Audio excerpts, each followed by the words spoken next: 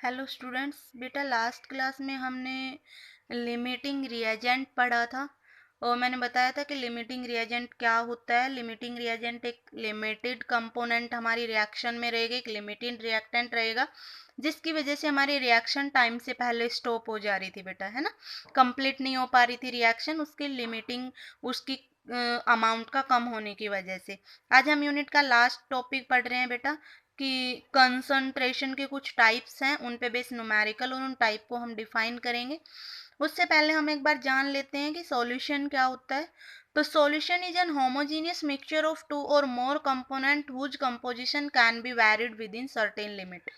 Solution बेटा एक homogeneous mixture होता है दो या दो से ज़्यादा कंपोनेंट का, और जिसकी कंपोजिशन को हम वैरी करवा सकते हैं एक सर्टेन लिमिट तक ही। जैसे कि मैं बात करूं कि एक वाटर मैंने ले लिया है किसी कंटेनर में और उसमें मुझे शुगर मिक्स करना है। ठीक है बेटा, तो एक गिलास या एक कप ऑफ वाटर में हम कितना शुगर मिक्स कर सकते हैं। मान लीजिए कि लिमिट थी 10 स्पून शुगर हम मिक्स कर सकते हैं, है ना। तो अब अकॉर्डिंग टू टेस्ट किसी ने एक किया, किसी ने दो, किसी ने तीन, किसी ने चार। मतलब क्या है कि हम उसकी कंपोजिशन को वैरी करवा सकते हैं ना। एक स्पून अगर हमने शुगर मिक्स किया तब भी वो सॉल्यूशन है, दो कर रहे हैं तब भी, तीन कर रहे हैं तब भी। मतलब मैंने उनकी जो कंपोनेंट्स मैं लेके चल रही हूँ उनकी कंपोजिशन को हम वैरी करवाएंगे, लेकिन एक लिमिट तक का मतलब क्या है बेटा कि हमने देखा कि 10 के बाद हमने 10 स्पून उसमें शुगर मिक्स किया, हो जा रहा है, लेकिन मैंने 11 स्पून शुगर मिक्स किया तो 11 तो हो ही नहीं पाएगा, उसमें मिक्स ही नहीं हो सकता। अगर वो मिक्स नहीं होगा तो क्या हम उसको होमोजीनियस मिक्सचर कहेंगे बेटा? नहीं कहेंगे, तो वो सॉल्यूशन नहीं बनेगा, है ना। तो अगर हमें सॉल्यूशन बनाना है तो उसका होमोजीनियस होना जरूरी है बेटा, और होमोजीनियस अगर आप बनाओगे तो एक लिमिट तक ही हम उसमें मिक्स कर सकते हैं ना। हमने पढ़ा होगा कि सॉल्यूशन को 3 पार्ट्स में डिवाइड किया था on the basis of solubility. Saturate 9th में आप पढ़ के आए थे, सैचुरेटेड सॉल्यूशन और हमारा unsaturated solution and super saturated solution. Saturated का मतलब क्या है कि एक वो लिमिट आ जाना उसके बाद आप और डिजोल्व नहीं कर सकते। जैसे 10 स्पून मिक्स किया उसके बाद 11 नहीं कर सकते, तो 10 स्पून मिक्स करना उसका सैचुरेटेड पॉइंट है। अनसैचुरेटेड में बात करें, हम 1 भी कर दिया, फिर 2 भी कर सकते हैं, फिर 3 भी। तो 1 स्पून मिक्स किया वो उसका क्या है? अनसैचुरेटेड, क्योंकि उसके बाद 2 भी कर सकते थे, आप 3 भी कर सकते थे। सुपर सैचुरेटेड क्या होता है बेटा कि कुछ कंडीशन लगा के मिक्स करना। जैसे मैंने देखा कि 10 से ज़्यादा मिक्स नहीं होगी, मैंने क्या किया, वाटर को गर्म करना स्टार्ट कर दिया। गर्म करेंगे, पार्टिकल के बीच में थोड़ा स्पेस बढ़ेगा और हो सकता है आपकी 11th स्पून को भी मिक्स कर पाए। चाशनी हम बनाते हैं ना, दैट इज सुपर सैचुरेटेड। तो सॉल्यूशन बेटा होमोजीनियस मिक्सचर होता है दो या दो से ज़्यादा कंपोनेंट्स का, और उसकी कंपोजिशन को हम सर्टेन लिमिट तक वैरी करवा सकते हैं। हम ओनली बाइनरी सॉल्यूशन ही पढ़ेंगे बेटा।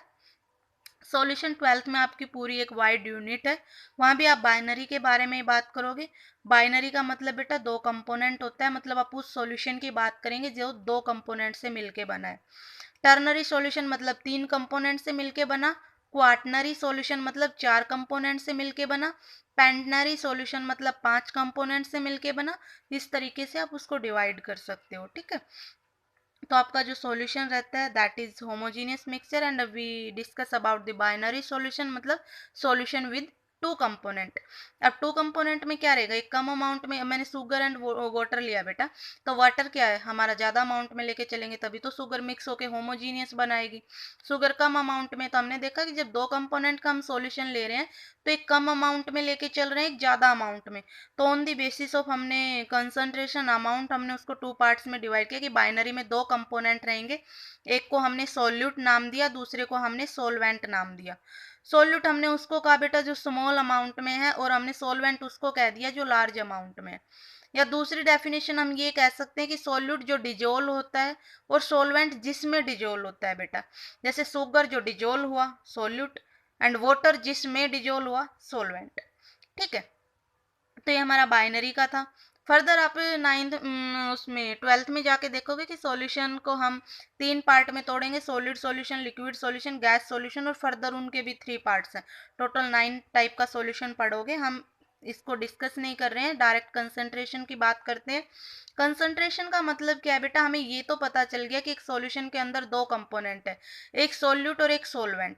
अब हमें पता करना है कि कितना अमाउंट सोल्यूट है, तो हम उसको कंसंट्रेशन से निकालेंगे। तो कंसंट्रेशन हमें बताएगी how much amount of solute present in solution, कितना अमाउंट ऑफ सोल्यूट प्रेजेंट है।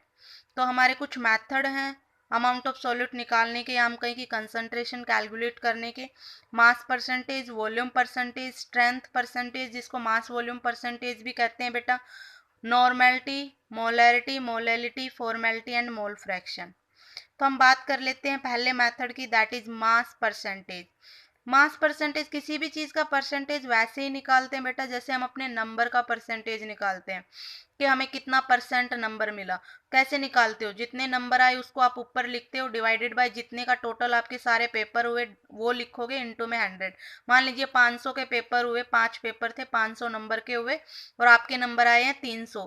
तो आप कैसे परसेंटेज निकालोगे, जितने नंबर आए मतलब 300 उनको मैं ऊपर रख दूं, डिवाइडेड बाय टोटल 500 का पेपर हुआ मैंने नीचे लिखा, इनटू में 100, और हम परसेंटेज निकाल लेंगे बेटा। ठीक है, तो सेम मैं ऐसे ही मास परसेंटेज निकालूंगी कि जिसके मास का परसेंटेज मुझे निकालना है मैं उसको ऊपर रखूंगी, डिवाइडेड बाय मैं टोटल मास की बात करूंगी, इनटू में 100।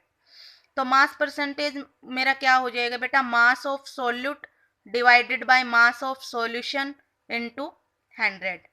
सेम हम बात करें वॉल्यूम परसेंटेज की, तो वॉल्यूम परसेंटेज हमारा क्या रहेगा भाई, volume of solute divided by volume of solution into 100। ठीक है बेटा, जिसका भी हमें वॉल्यूम परसेंटेज निकालना है उसको ऊपर रखेंगे, डिवाइडेड बाय टोटल लिखेंगे, इनटू में 100। ठीक है, उसके बाद है स्ट्रेंथ या मास वॉल्यूम परसेंटेज। तो मास वॉल्यूम परसेंटेज में क्या रहेगा, mass of solute divided by volume of solution into 100। जिसका भी आपको स्ट्रेंथ या मास वॉल्यूम परसेंटेज निकालना, ऊपर रखेंगे, divided by volume of solution और नीचे और मल्टीप्लाई कर देंगे 100 से, हमारे पास स्ट्रेंथ आ जाएगी, या हम ये कह सकते हैं कि मास वॉल्यूम परसेंटेज आ जाएगी। एक छोटा सा न्यूमेरिकल हम देख लेते हैं कि एक सॉल्यूशन हमारा है, it is made of dissolving KNO3 50 gram in 250 gram of water. एक सॉल्यूशन है बेटा जिसमें 50 ग्राम KNO3 को मैंने 250 ग्राम वाटर में डिजोल्व किया है। हमें कंसंट्रेशन ऑफ KNO3 चाहिए, तो मास गिवन है तो मैं मास परसेंटेज से निकालूंगी। अब मास परसेंटेज में क्या करते हैं हम, किसकी निकालनी है, KNO3 की, मैं इसको ऊपर लिखूंगी, तो मैंने इसका मास ऊपर लिखा, डिवाइडेड बाय क्या करेंगे, टोटल मास 50 हमारे पास इसका गिवन है एंड 250 इसका। ये सोल्यूट है कम अमाउंट में, ये ज़्यादा अमाउंट में सोलवेंट। टोटल किया मैंने 300 ग्राम सॉल्यूशन का आ गया बेटा। तो जिसका निकालना था 50 मैंने ऊपर लिखा, डिवाइडेड बाय टोटल में 300 लिखा, इनटू में 100, 50/3% आ गया। ठीक है, उसके बाद दूसरा है 20 gram acetic acid dissolve in 250 ml of H2O, find concentration of acetic acid. हमारे पास 20 ग्राम एसिटिक एसिड है, उसको 250 ml ऑफ वाटर में डिजोल्व किया और हमें एसिटिक एसिड का सॉल्यूशन का कंसंट्रेशन बताना है। तो आपको जिसका बताना है उसको ऊपर लिखेंगे, और ये मास वॉल्यूम परसेंटेज है बेटा, देखिए मास गिवन एंड वॉल्यूम में है ना। तो मास वॉल्यूम परसेंटेज जिसको हम स्ट्रेंथ कह रहे हैं, तो स्ट्रेंथ हमें निकालना है किसका, एसिटिक एसिड का। तो मैं एसिटिक एसिड को ऊपर लिखूंगी 20 divided by volume of solution कितनी है बेटा 250 है। मैं ऐड नहीं कर रही हूँ क्योंकि ये मास है ये वॉल्यूम है, तो टोटल हमें वॉल्यूम यही गिवन है बेटा, है ना। 250 इंटू में 100, यहाँ से आ गया मेरा 8%। तो इस स्ट्रेंथ पे बेसिस न्यूमेरिकल था बेटा। उसके बाद अगला हमारा टाइप है दैट इज मोलैरिटी। मोलैरिटी क्या होता है बेटा, it is the ratio of mole of solute to the volume of solution. ठीक है भाई, ये रेशियो होता है मोल ऑफ सोल्यूट से वॉल्यूम ऑफ सॉल्यूशन का। और मोल हमने निकालने सीखी थी कि मोल क्या होते हैं, मास डिवाइडेड बाय मोलर मास। तो मोलैरिटी को आप कैपिटल एम से डिनोट करोगे, जहां भी आपको कैपिटल एम में कोई सॉल्यूशन दिखाई पड़े मतलब वहां पे आप उसकी मोलैरिटी की बात कर रहे हो बेटा। मोल ऑफ सॉल्यूट, हम दो कंपोनेंट लेके चल रहे हैं, एक कंपोनेंट ए मान लेते हैं, एक कंपोनेंट बी मान लेते हैं। ए को मैंने मान लिया हमारा सोलवेंट है बेटा, बी को हमने मान लिया हमारा सोल्यूट है। ठीक है, तो मोल को एन से डिनोट करोगे बेटा आप, तो मोल ऑफ सोल्यूट मतलब एन बी की आप बात कर रहे हैं, तो आपका फॉर्मूला बन जाएगा N B divided by volume of solution. Volume of solution को या तो मैं वी से डिनोट कर दूं या V A plus V B, same ही बात है क्योंकि वॉल्यूम ऑफ सॉल्यूशन किससे आई होगी, सोल्यूट प्लस सोलवेंट के सम अप से ही है ना। तो हम वी भी लिख सकते हैं इनटू में, अगर आपका वॉल्यूम लीटर में है तो ठीक है, लेकिन जर्नली बेटा आपको मिलीलीटर में गिवन होगा और आप इनटू में 1000 करोगे उसको लीटर में कन्वर्ट करने के लिए, ठीक है। तो मोलरिटी होता है आपका mole of solute divided by volume of solution, और अगर मैं मैथमेटिकली इसको एक्सप्रेस करूँ it will be NB divided by V into 1000। Mole हमारा होता है mass divided by molar mass. Mole की यूनिट बेटा मोल ही होती है, लेकिन मोल हम ऐसे लिख रहे हैं, यूनिट के टाइम ई नहीं लिख रहे हैं, ठीक है। मोल की यूनिट मोल ही होती है, वॉल्यूम की यूनिट आपको बहुत अच्छे से पता है लीटर होती है। तो मोलैरिटी की यूनिट हो गई बेटा मोल पर लीटर, ठीक है। तो याद रखना molarity mole of solute to the volume of solution, capital M से डिनोट करते हैं, NB/V इंटू 1000 एंड यूनिट होगी मोल पर लीटर बेटा, और मोल होते हैं मास डिवाइडेड बाय मोलर मास। एक न्यूमेरिकल हम मोलरिटी के बेस पे देख लेते हैं। Calculate the molarity of NaOH in the solution prepared by dissolving its 4 gram in enough water to form 250 ml of water. तो बेटा आपको एक तो मास गिवन है NaOH का, है ना, कि NaOH 4 ग्राम है और जो डिजोल्व किया हमने 250 ml ऑफ सॉल्यूशन में। तो वॉल्यूम ऑफ सॉल्यूशन हमें 250 ml मिल गया है, और हमारा जो मास ऑफ सॉल्यूट है दैट इज 4 ग्राम। अब देखिए हमारी मोलरिटी का जो फॉर्मूला था वो क्या था, मोल of solute divided by volume of solution. Volume of solution हमें गिवन है दैट इज 250 ml। मोल नहीं गिवन है बेटा लेकिन मास गिवन है ना, और हमें मोल निकालने का फॉर्मूला पता है क्या होता है, mass divided by molar mass. Mass given है, मोलर मास हम निकाल लेंगे क्योंकि हमारे पास फॉर्मूला गिवन है कि NaOH की बात हो रही है। NaOH का मोलर मास कैसे निकालेंगे बेटा, एटॉमिक मास का प्लस करके। तो Na का एटॉमिक मास 23, ऑक्सीजन का 16 एंड हाइड्रोजन का 1, टोटल आ जाएगा 40। 40 हमारे पास मोलर मास आ गया है, 4 हमारे पास मास है, मोल निकाल लिए बेटा मैंने। Mole of solute is equal to mass divided by molar mass, 4/40 आ गया 0.1 mole. Volume of solution given है 250 ml, या तो आप इसको लीटर में यहाँ पे कन्वर्ट कर लो या इनटू में 1000 फॉर्मूले में कर देना, सेम ही बात है बेटा।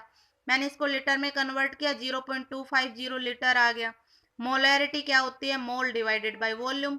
मोल कितना आया, 0.1 डिवाइडेड बाय वॉल्यूम कितनी है 0.250, और यहाँ से हमारी मोलैरिटी आ गई है 0.4। 0.4 मोलर लिख दीजिए, क्योंकि ये मोलरिटी का ही मैंने बताया था सिंबल है, कैपिटल M से डिनोट करते हैं, या फिर आप इसको 0.4 मोल पर लीटर भी लिख सकते हैं बेटा।